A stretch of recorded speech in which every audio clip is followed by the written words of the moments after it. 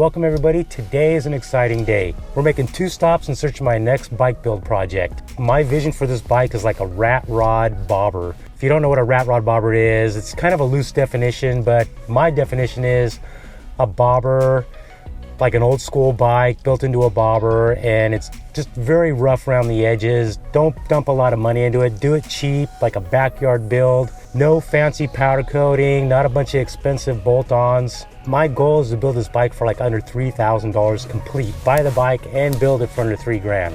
So I'm pretty excited about this build. Our first stop is in Fontana, California. It's like an indoor salvage yard. This is a huge building just full of tons of parts, and they even have a lot of motorcycles in there for sale. What I'm looking for is, I vision like an inline 4, like 1970s Kawasaki, like an old school Japanese bike, and we'll just build up and see how we can turn it into a bobber. I've really wanted to incorporate bike builds into my channel, and if you guys haven't seen my last bike build, I converted my 1997 Harley into a bobber, and that series is doing very well. I mean, the view counts are very strong. The latest time-lapse video of the whole build is going viral right now. It's almost it's about 650,000 views in just over a week, and it's not slowing down at all. So the response from you guys has been really positive about doing bike builds on my channel, so I'm going to keep doing it. I've been wanting to do this. I've been thinking about this for about a year, and what I want to do with this bike build is, you know, what's really popular is get the bike, build it, and then sell it to you guys for dirt cheap. You know, do a Patreon.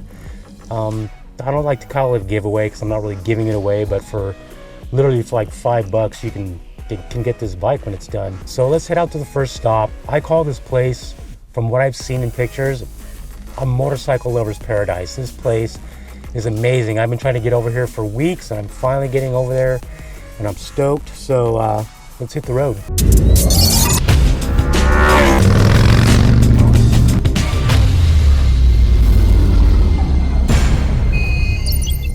The second stop I want to make today is my buddy Adam's house. He's a guy who lives right here in Riverside, and he bought I want to say it's a 1970 Kawasaki KZ750. It was already basically a bobber, already built into some sort of a bobber. I've never seen it, but long story short, the bike is now in crates. It's fully torn apart, and so I want to go check that out and see if it's viable for this build. I kind of like the idea of you guys seeing the bike in one stage, you know, like stock, and then me tearing it down and converting it into a different bike. With the bike already in crates, it kind of takes away from that, but I think he wants a really good cheap price for this thing, and it'll already have some of the bobber stuff done to it, which that's good and bad, but we're going to check that out after we check out this place and see what we got. I can't believe I've lived in Riverside like my whole life, and I've never heard of this place I'm going to right now. I'll put the name on the screen here. I forget the name, Riverside Dismantlers or something like that. And not just for this bike build, I've been wanting to get over there for other reasons too. They have used tires, stacks of used tires for sport bikes. I burn through a lot of tires because I commute to work every day. From what I've seen, they have a lot of classics over there. I grew up connected to motorcycles since like the early 70s. Started racing motocross in like 1976. Back then it was all about CZs and Makos and Bultacos, and of course the Japanese bikes were starting to come on strong too. The Honda XR75s, Honda Elsinores. I mean, they have these kind of bikes there, and it's just going to bring back so many memories for me, and I'm excited about that too. So should be good.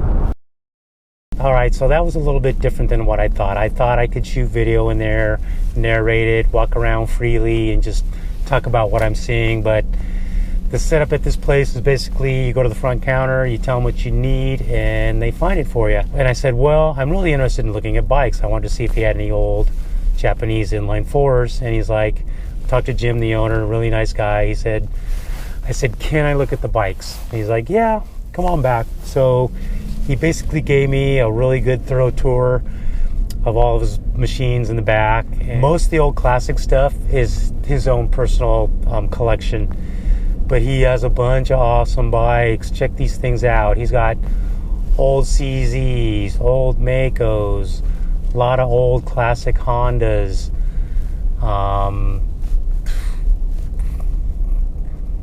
some old Hodakas. Even had 4 of the motorcycles that were used in the movie Grease. Actually, Grease 2. So we just kind of walked around. He told me about a lot of the bikes and a lot of old other vintage stuff laying around. Rows and rows of parts and accessories for bikes. You know, gas tanks, wheels, tires, exhaust. Just endless amount of stuff that you could choose from. I did ask him about used motorcycle sport bike tires. They usually run, like, for a back tire, you're looking at about $100. He said their tires are good, but you're looking at about $100. Personally, that's not a great deal for me because I can get them for about that price at my work. He didn't have a motorcycle there that would work for my build project. He didn't have any old inline 4s. So, but it was a cool experience. I appreciate him taking the time to show me around.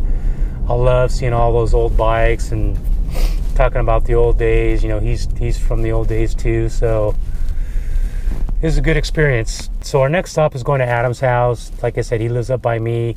He's got that old KZ750. My buddy Matt's going to meet us up there. Matt's the guy who introduced me to Adam. And we'll take a look at this bike and see if it's got any potential.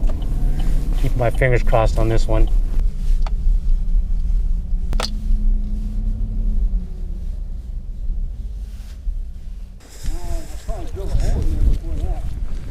The barn.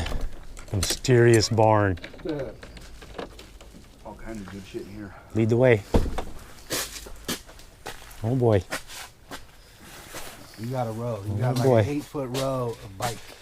So this is the frame here? That's the frame, and see, this is the hardtail. And I was riding it with just bolted together. Alright, so... And then the rear shock, the rear hardtail went into the rear shock mounts, which I cut them off. I wanted to put new ones on. This is the gas tank that was on it. Yeah. That's pretty cool. Vance and Heinz was on the 750. It's in good shape. Okay, this is the other end of it. For that, yep.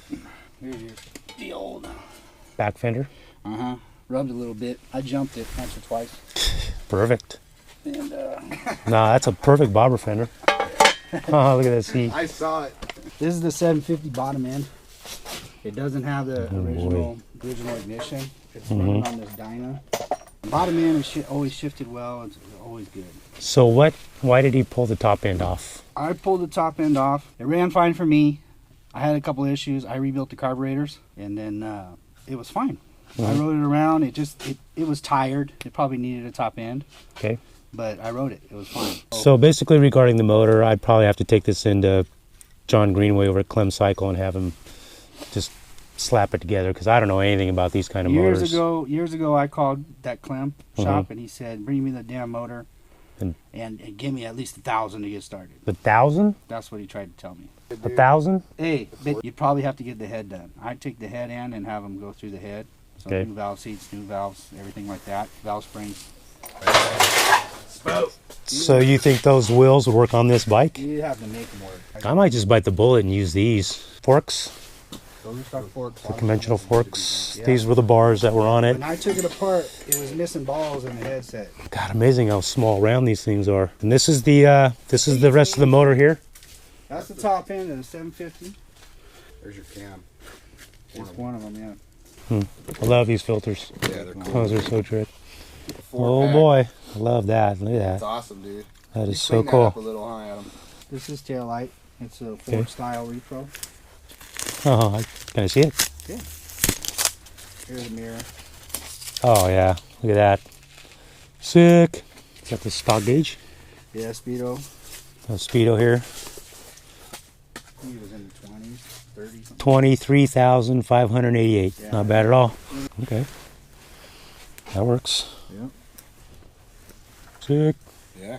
I like that. Yeah, I might stick with this tank. I was thinking about going to a peanut tank, but this is pretty. For pictures of it when it was pretty sick together. Too. I'd like to see how this frame, when it's kind of configured, how it would look. It's got like a really sharp rake, bro. Like it's steep. It's big in the front and low in the back. So it goes like this. It goes way down. Way down. Okay. So okay. This chain goes in here. The frame's actually more like this. All right.